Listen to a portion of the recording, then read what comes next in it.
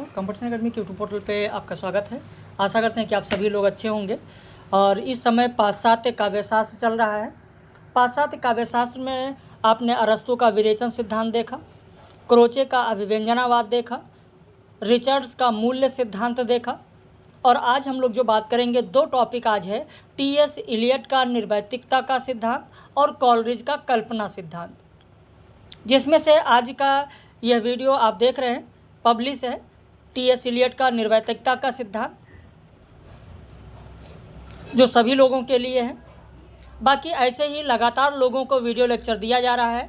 और आज कॉलरिज का कल्पना सिद्धांत, इलियट का निर्वैतिकता सिद्धांत हो जाएगा, इस पर लाइव क्लास करा दिया जाएगा। और फिर कल से अस्तित्ववाद, मार्क्सवाद, संरचनावाद और उत्तर आधुनिकतावाद कराया जाएगा। अगर आप नए हैं तो चैनल को सब्सक्राइब कर लीजिए, वीडियो को ज़्यादा से ज़्यादा शेयर करिए। और अगर आप जुड़ना चाहते हैं कि डेली इसी तरीके का PDF आपको मिलता रहे, डेली आपको वीडियो लेक्चर मिलता रहे, टेस्ट सीरीज मिलता रहे, तो आप इस नंबर पर संपर्क कर सकते हैं, फीस और सारी जानकारी ले सकते हैं। मध्य प्रदेश असिस्टेंट प्रोफेसर के लिए पुनः बैच प्रारंभ हो गया है। यूपी राजकीय डिग्री कॉलेज GDC का बैच शुरू हो गया है। संभवतः TGT और PGT की उत्तर प्रदेश में पुनः वैकेंसी आने वाली है। जुलाई में पुनः वैकेंसी आने वाली है। उसके लिए भी अगर आप जुड़ना चाहते हैं तो जुड़ सकते हैं। बाकी UGC नेट दिसंबर के लिए आप जुड़ सकते हैं। तो इस सारे बैच के लिए आप इस नंबर पर संपर्क कर सकते हैं, फीस और सारी जानकारी आपको दे दी जाएगी। चलिए शुरू करते हैं। बहुत सारे लोग ये भी कहते हैं कि सर पाश्चात्य काव्यशास्त्र समझ में नहीं आता है। देखिए, कोई भी टॉपिक ऐसा नहीं है जो आप ना समझ सकें। दुनिया में ऐसी कोई चीज़ नहीं है जो असंभव है, कोई व्यक्ति ना कर सके। सारी चीज़ें संभव है, बस आप प्रयास तो कीजिए। एक बार अगर आप प्रयास करते हैं तो जाहिर सी बात है कि आप सफल होंगे। आप उन चीज़ों को ज़रूर सीख लेंगे और सीख पाएंगे। लेकिन जब प्रयास करेंगे तभी वो चीज़ें हो पाएंगी। इसलिए एक बार प्रयास तो कीजिए। नरेंद्र वर्मा ने लिखा है, आप लोग तो साहित्य के विद्यार्थी हैं, कि मुश्किल है पर इतना भी नहीं कि तू कर ना सके, दूर है मंजिल लेकिन इतनी भी नहीं कि तू पा ना सके, तुम चलो तो सही, तुम चलो तो सही। तो पहले करके तो देखिए, कोशिश करिए, ज़रूर होगा। सपनों के सागर में कब तक गोते लगाते रहोगे, कब तक सपने देखते रहोगे। तुम एक राह चुनो तो सही, तुम उठो तो सही, तुम कुछ करो तो सही। कुछ ना मिला तो कुछ सीख जाओगे, जिंदगी का अनुभव साथ ले जाओगे, गिरते पड़ते संभल जाओगे, फिर एक बार तुम जीत जाओगे, तुम चलो तो सही। तो ये नरेंद्र शर्मा ने कहा है। तो जाहिर सी बात है कि आप लोग साहित्य के विद्यार्थी हैं, आप लोग चीज़ों को समझते हैं। ज़रूर कोशिश करिए, हार नहीं मानना है, लगातार अनवरत आपको आगे बढ़ते रहना है और सफलता ज़रूर मिलेगी। तो शुरू करते हैं टी.एस. इलियट के बारे में। सबसे पहले टी.एस. इलियट का देखते हैं। जन्म सेंट लुई में 1888 ईस्वी में हुआ। 1925 में वो लंदन के प्रसिद्ध प्रकाशन संस्थान फेबर एंड फेबर के निदेशक नियुक्त हुए और फिर वहीं से प्रकाशित होने वाली द क्राइटेरियन नामक त्रैमासिक पत्रिका निकलती थी, आप इसके संपादक नियुक्त हुए। और इसी पत्रिका के माध्यम से इलियट कवि और आलोचक के रूप में सामने आए, उनका व्यक्तित्व सामने आया। इनकी निबंध की कुछ पुस्तकें हैं, आप देखेंगे लगातार परीक्षाओं में निबंध, इनकी जो पुस्तकें हैं वो पूछी जाती हैं। मिलान के लिए प्रश्न आता है कि कौन सी रचना किसकी है। तो ये से on poetry and criticism, the use of poetry and the use of criticism, the selected essays कई बार परीक्षाओं में पूछा गया है। What is a classic, essay ancient and modern, on poetry and poet, ये भी पूछा गया है। इसके अलावा इनकी और भी पुस्तकें हैं। द सेक्रेड वुड है, ये भी बहुत बार परीक्षाओं में पूछा गया। सेलेक्टेड एसेज है, एलिजाबेथन एसेज है, पोइट्री एंड ड्रामा है, 3 यूजेस ऑफ पोइट्री। तो ये सब इनकी रचनाएं हैं। इसके अलावा इनके काव्य कृतियाँ अगर देखें तो the love song of Alfred Prufrock, the waste land भी कई बार परीक्षा में पूछा गया है। Four quarter, murder in the cathedral, the family reunion, the cocktail cocktail party भी एक बार परीक्षा में, किसी परीक्षा में पूछा गया है। तो इलियट पर किसका प्रभाव था? दांते का था। एलिजाबेथियन जैकोबियन नाटक का प्रभाव था। इलियट ने अपनी आलोचना को काव्य कर्मशाला का उपजात घोषित किया है। इलियट ने अपनी आलोचना को क्या घोषित किया है? तो काव्य कर्मशाला घोषित किया है। ये 20वीं सदी के अंग्रेजी के सर्वश्रेष्ठ कवि और आलोचक दोनों थे। कवि भी थे, इनकी ये काव्य कृतियां हैं, और आलोचक भी थे। तो कवि और आलोचक दोनों थे।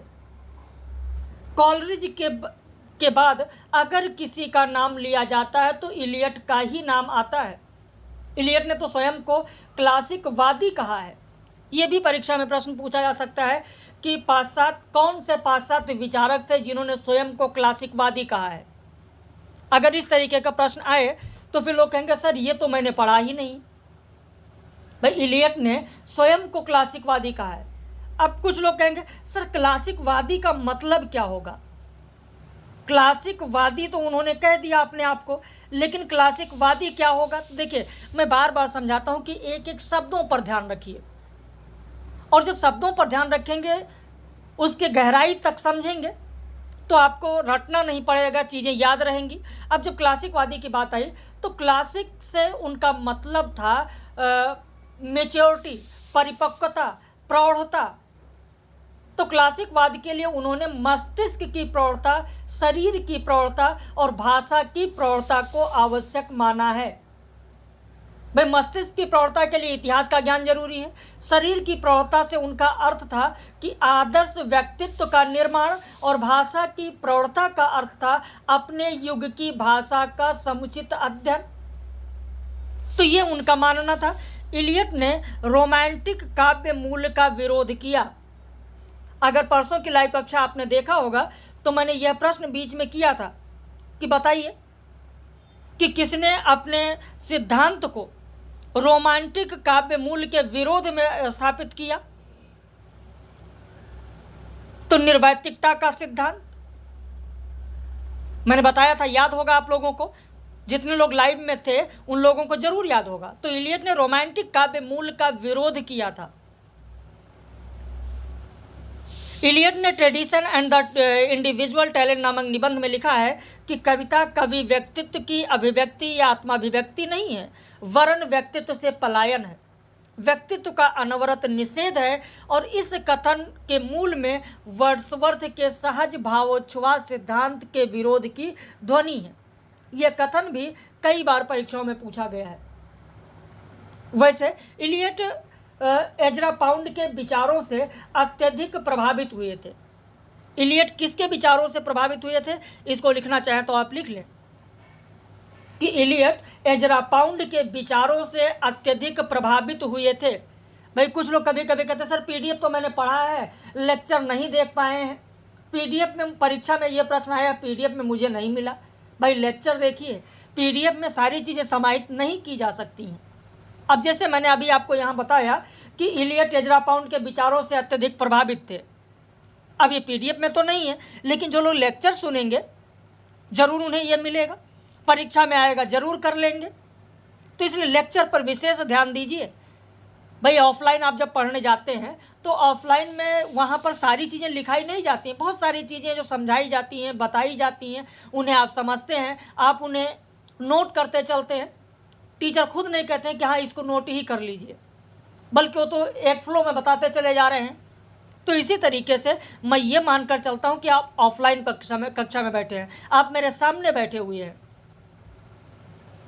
तो इलियट एजरा पाउंड के विचारों से अत्यधिक प्रभावित हुए थे।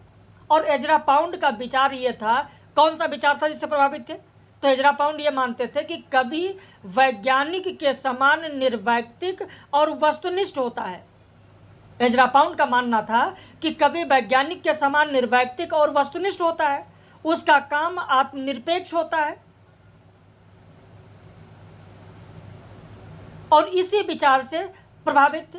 तो इलियट तो एक परंपरावादी आलोचक थे, और परंपरावादी आलोचक थे तो एजरा पाउंड के विचारों से प्रभावित हुए, और उन्होंने अपने निर्वैयक्तिकता, उन्होंने इसी से प्रभावित होकर निर्वैयक्तिकता का सिद्धांत दिया।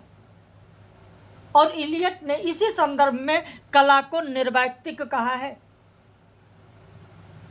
अब यहां पर एक चीज और सामने आ रही है आपके कि एजरा पाउंड ने निर्वैयक्तिक किसे कहा है। सीधे सीधे प्रश्न आ जाए कि इलियट ने अपने निर्वैयक्तिक सिद्धांत में निर्वैयक्तिक किसे कहा है, तो निर्वैयक्तिक किसे कहा है, कला को कहा है। अब अगर आप लेक्चर देख रहे होंगे तभी तो आपको ये जानकारी मिल रही है, तभी तो ये सारे मूल चीज आपको मिल रहे हैं। लेक्चर कैसा लग रहा है अंत में जरूर बताइएगा, अपनी प्रतिक्रिया व्यक्त कीजिएगा और ज़्यादा से ज़्यादा वीडियो को शेयर भी कीजिएगा ताकि और भी जो साहित्य के अभ्यर्थी हैं वो भी इससे लाभान्वित हो सके। तो इलियट ने किसे निर्वैयक्तिक कहा, कला को कहा।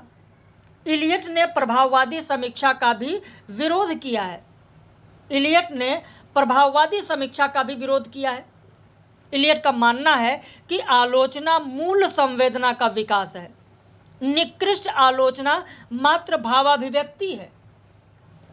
निकृष्ट आलोचना मूल क्या है, मूल भावाभिव्यक्ति है। यह मानना किसका है, तो इलियट का मानना है। टी.एस. इलियट का यह मानना है, एक चीज ध्यान रखिएगा, टी.एस. इलियट का यह मानना है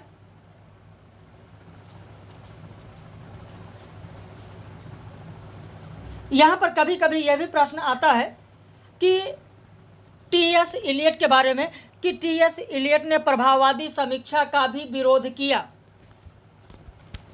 अब कुछ लोग कहेंगे सर टी.एस. इलियट का प्रभाववादी समीक्षा का जो विरोध किया है ये तो मुझे नहीं मिल रहा है।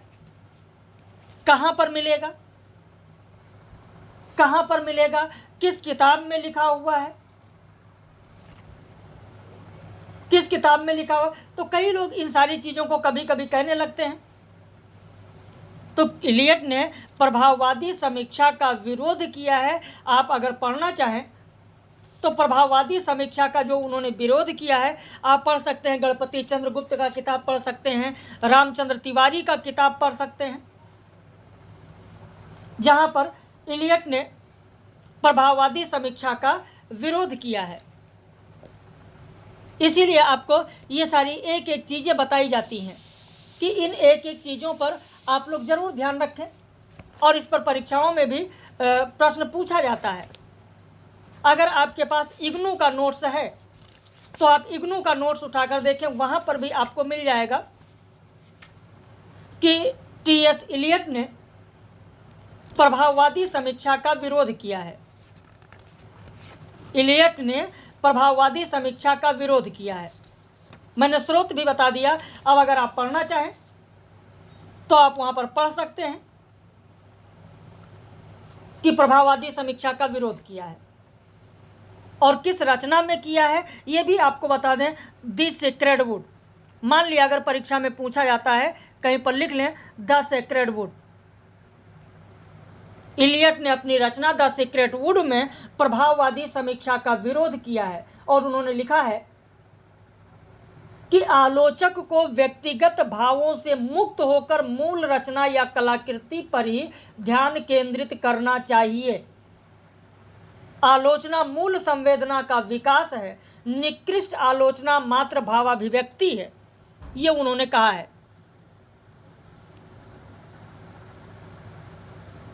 इलियट का मानना है कि आलोचना का मूल प्रयोजन रुचि परिष्कार होना चाहिए। रुचि परिष्कार होना चाहिए, इसका आशय क्या है, यानी यथार्थ बोध अधिक से अधिक विकसित हो। यथार्थ बोध धीरे धीरे विकसित होता है और उसका विकास सभ्यता के चरमोत्कर्ष का ही बोधक होगा। और इसीलिए उन्होंने कहा है कि आलोचना का मूल प्रयोजन रुचि परिष्कार होना चाहिए। रुचि परिष्कार से मतलब ये है कि ऐसे काव्य के लिए उसे तैयार करना जिससे वह परिचित नहीं है, और यदि परिचित है तो उस काव्य को नई दृष्टि से देखने समझने की स्थिति या आवश्यकता पर ध्यान केंद्रित कराना, यही है रुचि परिष्कार। इन्होंने ये भी कहा कि सच्ची आलोचना का लक्ष्य कवि नहीं बल्कि कविता है या काव्य है। ये पॉइंट भी ध्यान रखिएगा, बहुत ही महत्वपूर्ण है। ईमानदार आलोचना और संवेदना प्रशंसा का लक्ष्य कभी नहीं कविता है। इलियट के अनुसार कविता के घटक तत्व, विचार, अनुभूति, अनुभव, बिंब, प्रतीक आदि सब व्यक्ति के निजी या वैयक्तिक होते हैं। कलाकार जब अपनी तीव्र संवेदना और ग्रहण शक्ति के माध्यम से अपने अनुभवों को काव्य के रूप में प्रकट करता है तो व्यक्तिगत होते हुए भी उसके लिए अर्थात सामान्य बन जाते हैं।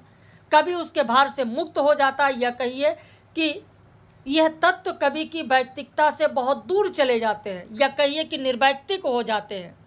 भाव ही नहीं, कविता के माध्यम से कवि अपनी व्यक्तिगत सीमाओं से भी मुक्त हो जाते हैं। उसका स्वर एक का स्वर न रहकर विश्व मानव का सर्वजनीय स्वर बन जाता है। जैसे उदाहरण उन्होंने दिया कि कई तत्वों से मिलकर चटनी बनती है, पर चटनी बनने पर सभी तत्व अपने स्वाद से मुक्त हो जाते हैं।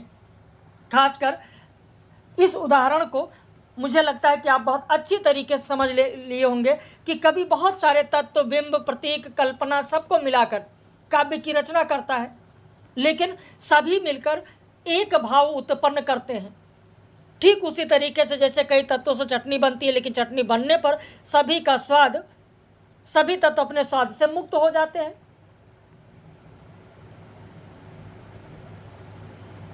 इसीलिए इलियट ने कहा है कि कुशल शिल्पी मात्र के लिए प्राकृतिक होती है। प्रौढ़ कलाकार के द्वारा आधिकारिक उपलब्धि की जाती है। निर्वैयक्तिकता उस प्रौढ़ कवि की होती है जो अपने उत्कट और व्यक्तिगत माध्यमों से सामान्य सत्य को अभिव्यक्त करने में समर्थ होता है।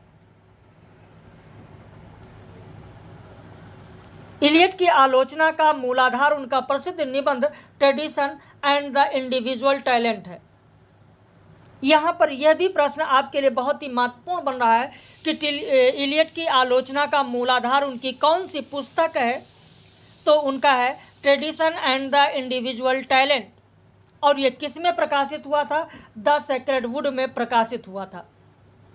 19वीं सदी, टाइपिंग मिस्टेक है, 19वीं सदी के अंतिम चरण में वाल्टर पेटर और ऑस्कर वाइल्ड ने कलावाद को अत्यधिक महत्व दिया। अर्थात 19वीं सदी की अंग्रेजी की समीक्षा कृति के स्थान पर कवि और उसकी वैयक्तिकता को महत्व देती है। इलियट ने इसका प्रतिकार किया। उन्होंने परंपरा को विशेष महत्व दिया और इस बात पर बल दिया कि परंपरा के भीतर ही कवि की वैयक्तिक प्रज्ञा की सार्थकता मान्य होनी चाहिए।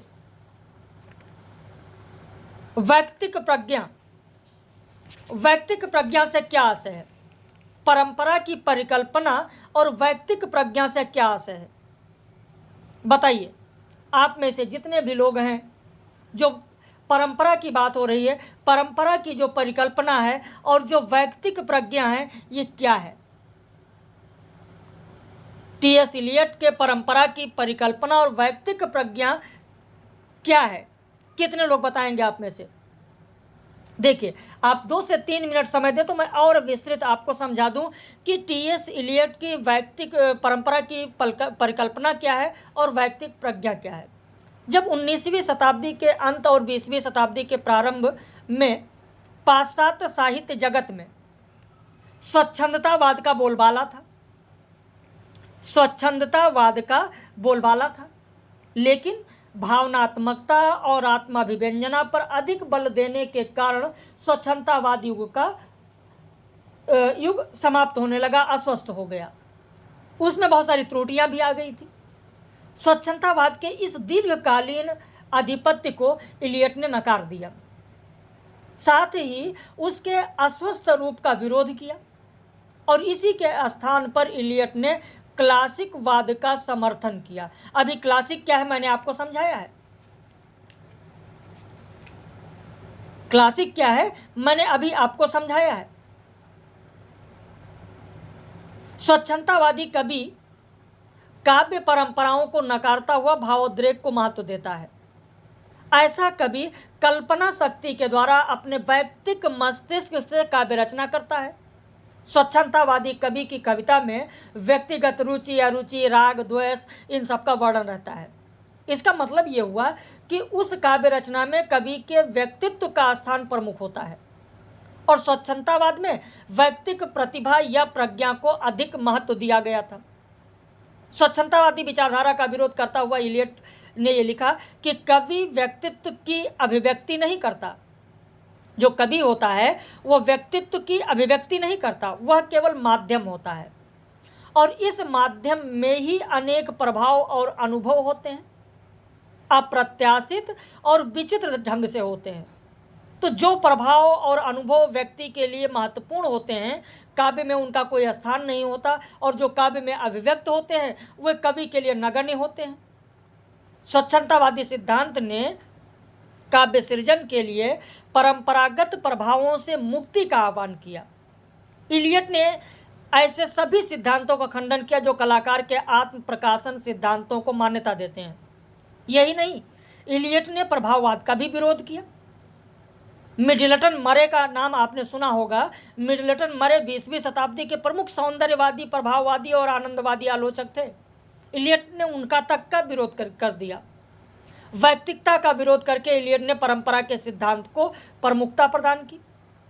इलियट ने नारा लगाया कि काव्य में परंपरा का प्रमुख स्थान है, क्योंकि कवि तो अभिव्यक्ति का केवल माध्यम मात्र है। तो ये है परंपरागत की परिकल्पना, परंपरा की परिकल्पना इलियट का।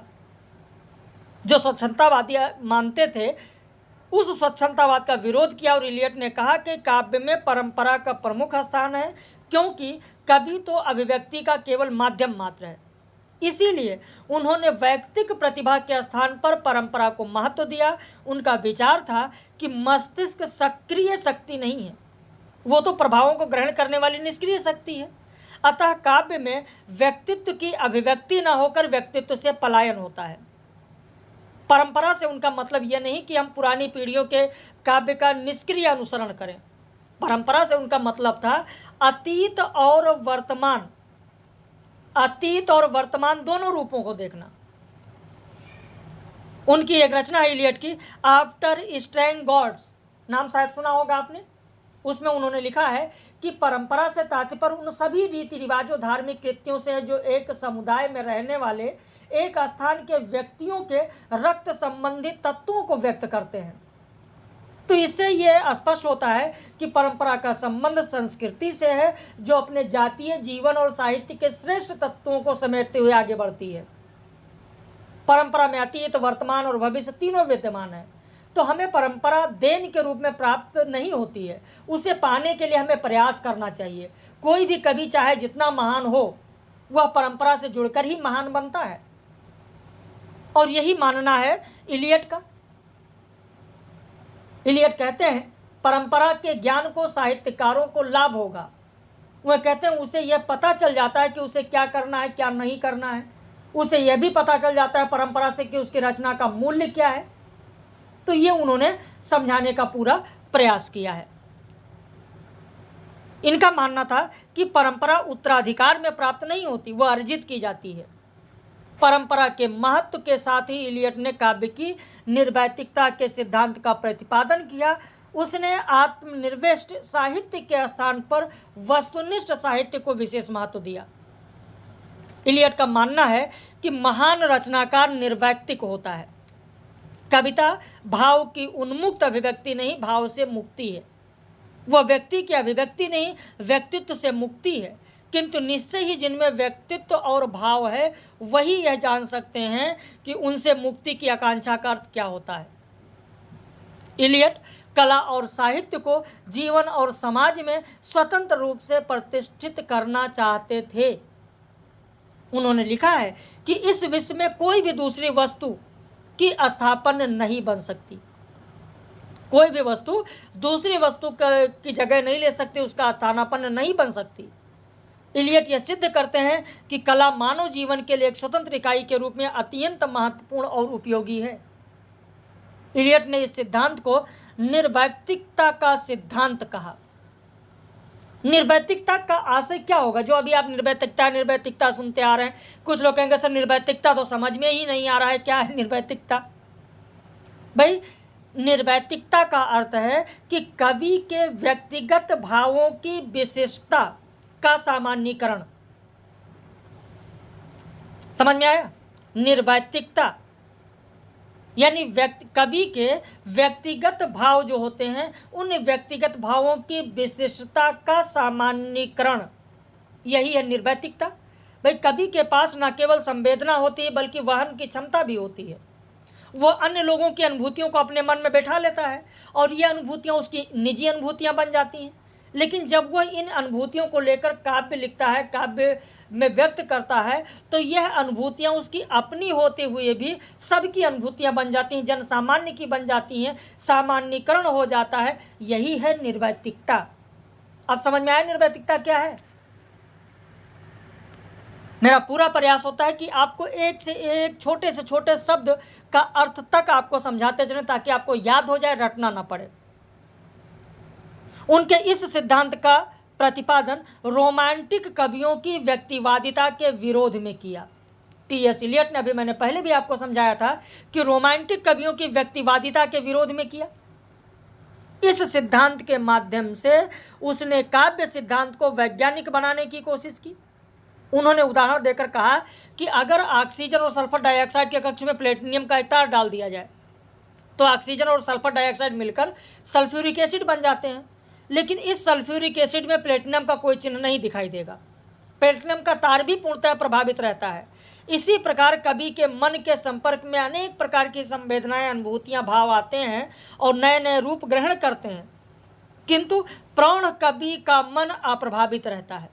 वास्तविकता यह है कि न रचनाकार जितना ही प्रौढ़ और परिपक्व होगा, उसमें भोक्ता और श्रेष्ठा व्यक्तित्व का अंतर उतना ही स्पष्ट होगा। इलियट ने लिखा है कि अतीत मरता नहीं वरन वर्तमान में जीवित रहता है। यह भी आपके लिए एक बहुत ही महत्वपूर्ण कथन है।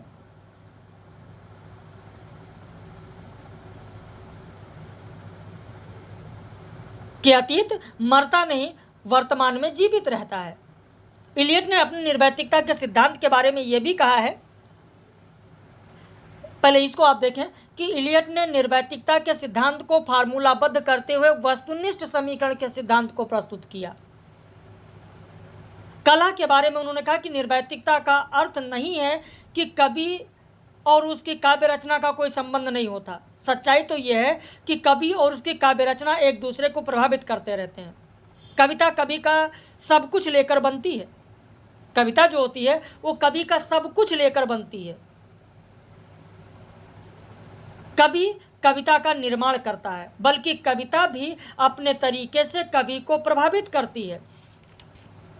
और इसी संदर्भ में इलियट ने लिखा है कि अपने चरित्रों को कवि अपना अंश प्रदान करता है।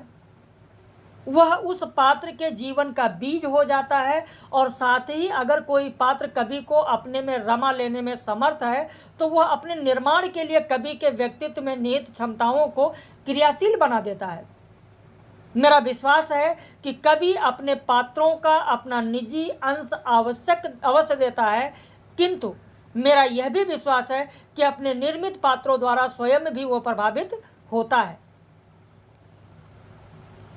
उन्होंने अपने निबंध हैमलेट और उसकी समस्याओं में लिखा है कि संवेगों को कला में अभिव्यक्त करने का एकमात्र तरीका है वस्तुनिष्ठ समीकरण। वस्तुनिष्ठ समीकरण को प्राप्त करना।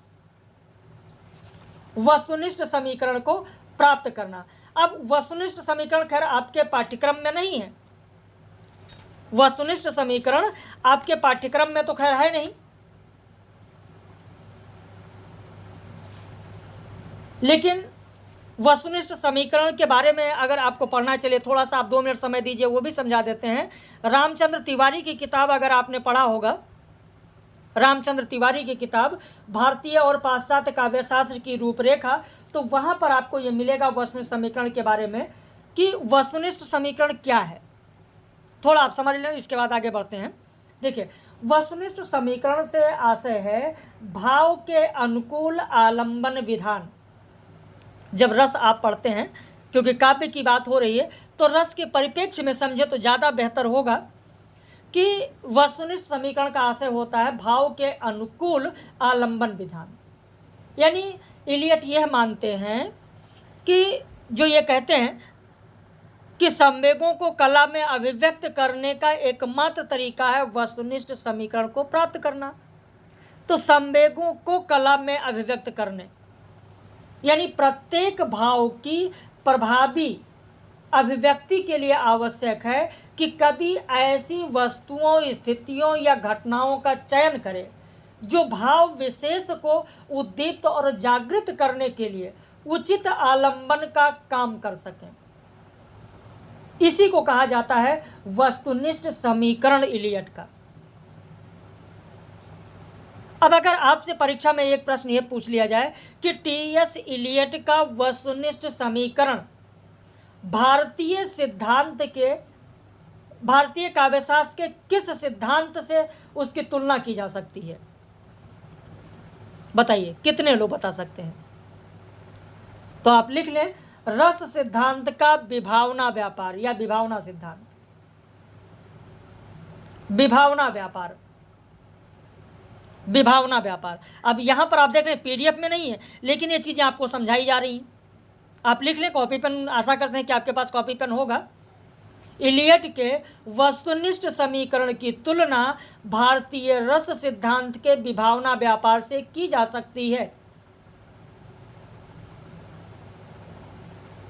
सकती है। देवेंद्र नाथ शर्मा ने लिखा भी है। देवेंद्र नाथ शर्मा, पाश्चात्य काव्यशास्त्र, देवेंद्र नाथ शर्मा की एक किताब है पाश्चात्य काव्यशास्त्र, उसमें देवेंद्र नाथ शर्मा ने लिखा भी है कि इलियट का यह मूर्त विधान, वस्तुनिष्ठ समीकरण का अन्य नाम आप लिख सकते हैं मूर्त विधान। टी.एस. इलियट का मूर्त विधान या वस्तुनिष्ठ समीकरण भारतीय रस सिद्धांत का विभावना व्यापार है। लिख लिया आपने?